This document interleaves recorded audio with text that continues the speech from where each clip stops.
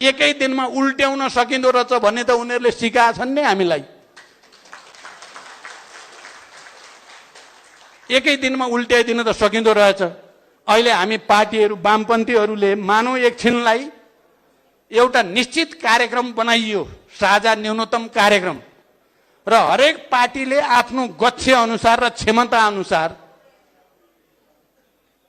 देशभरिबाट 5-7 लाख जनता काठमाडौँमा अनि हरेक सदरमुखमा 1 लाख 1.5 लाख 1 लाख 1.5 लाख उतारेर गर्यो भने एकै दिनमा उल्ट्याउन सकिँदैन त।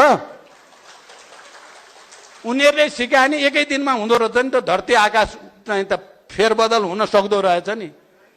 यतापट्टि किन नसोच्ने? हामी सबैले सोच्न पर्यो एकचोटि, नत्र बर्बाद हुन सक्छ। किनभने मैले भने प्रतिक्रान्तिको यो प्रक्रिया कम्प्लिट भएको छैन। कम्प्लिट गर्ने तयारीमा उनीहरू पनि छन्।